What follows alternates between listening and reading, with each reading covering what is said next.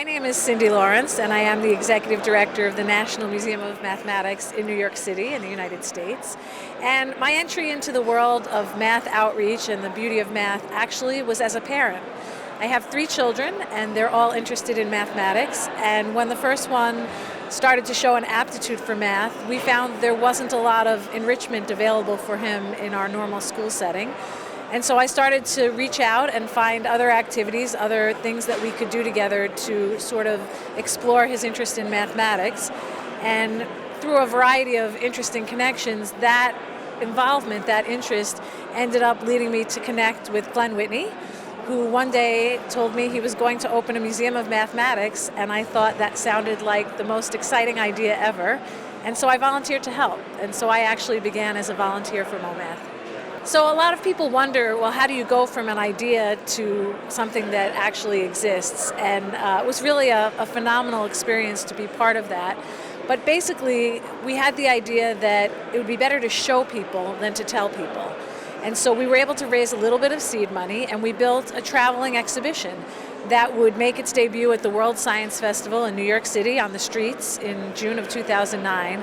But then we would try and travel it around to science museums around the country to sort of bring math to those science museums in a pure sense. So not math as a formula that's used for a scientific experiment, but math in sort of celebration and beauty and the aesthetics of it in and of itself.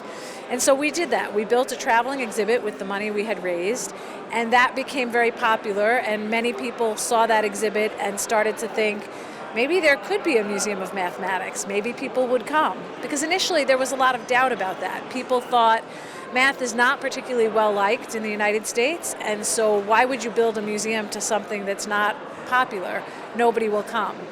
But the way we built the exhibits, they're not math the way people think about math. So people think of math as columns of numbers. It's very black and white. There's one method and one solution and only one way to do anything.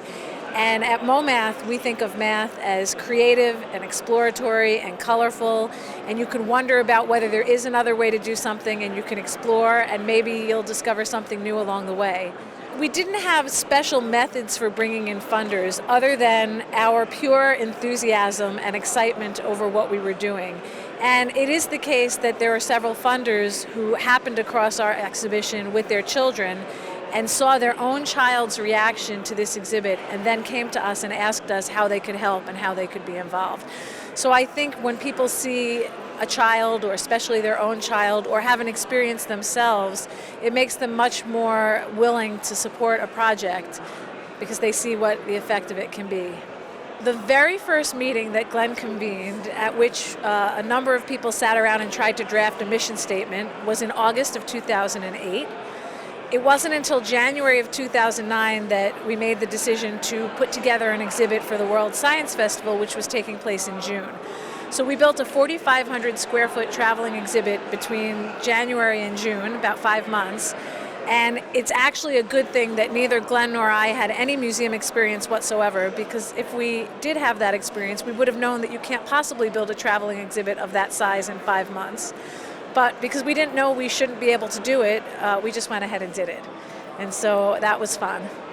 I think when I feel the best about the museum is when I'm walking through and I see children either with their teachers or with their parents, or families come over and the parents talk to us and say, my child didn't really want to come here. They thought it was going to be boring. I told them it was a math museum and I kind of had to drag them here. But now that we're here, I can't get my kids to leave. You know, it's time for us to go, and they're crying. They don't want to leave. In fact, we literally see parents dragging crying children away on a regular basis, that they don't want to leave the museum. And to me, that gets me here, because I wish there had been something like this when my children were little, and I'm really happy that we can inspire children to have a different view of mathematics, and some percentage of those children or adults will go on maybe to explore mathematics more deeply than they otherwise would have. We're very lucky in that we are the only museum of mathematics in North America right now, and so we're fortunate that people who are coming to the U.S.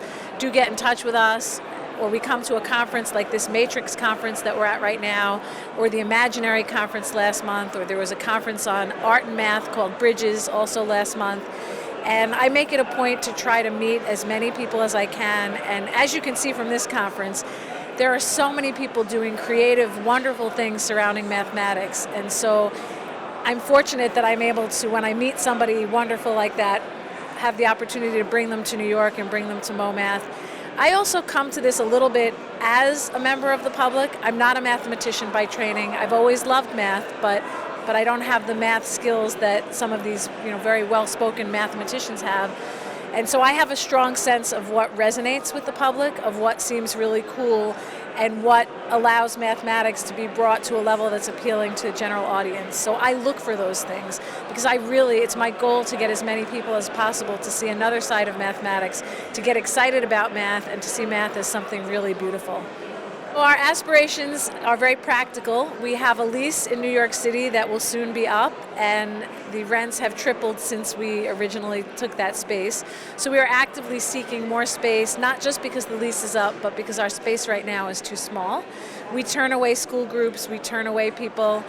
We would love to have a bigger space that would have a full auditorium, more classrooms, space for people to sit down and get a bite to eat. I don't have to tell you that we have amazingly creative ideas for what we would put on a menu in a math cafe. So that's on my list of fun things to do in the future.